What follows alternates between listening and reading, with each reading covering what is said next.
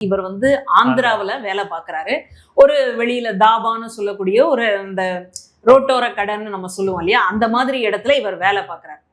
இவருக்கு லீவு கிடைக்குது பாருங்க, அது சனி ஞாயிறு மாதிரி. அந்த நேரத்துல மட்டும் தமிழ்நாட்டுக்கு வந்துட்டு போறாரு. எதுக்கு வரார் அப்படின்றது தெரியல. ஒருவேளை இதை வந்து தொடர்ச்சியாக பண்ணிட்டு இருந்தாரா அப்படின்றது நமக்கு தெரியல.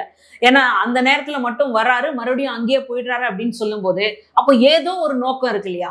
நீங்க இங்க வரீங்க அப்படின்னா, இங்க பொதுவா தமிழ்நாடு அப்படின்னு சொல்லும் பொழுது, நம்ம சென்னைன்னு சொல்லும் பொழுது பீச்சுக்கு வருவோம், அடுத்தது அண்ணா சமாதியை பார்ப்போம், இந்த மாதிரி எல்லாம் பார்த்துட்டு இல்ல ஒரு படத்துக்கு வருவோம், இல்ல அந்த மால்களை பார்க்கறதுக்காக வருவோம் அப்படின்னு.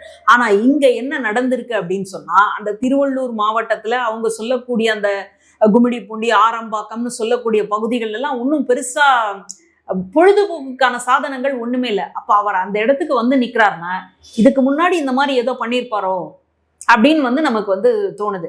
ஆனால்தான் இவர் என்ன பண்றாருன்னா, அந்த நேரத்துல இங்க வராரு, வேலையை முடிக்கிறாரு, மறுபடியும் அவர் எங்க வேலை பார்க்குறாரோ அந்த ஆந்திராவுக்கு வந்து போயிடுறாருன்னு பார்க்குறோம். இதனால்தான் நம்முடைய காவல்துறை அந்த அளவுக்கு வந்து மெனக்கிட வேண்டியதா இருக்கு. எத்தனை தனிப்படைகள் அமைச்சிருக்காங்க பாருங்க.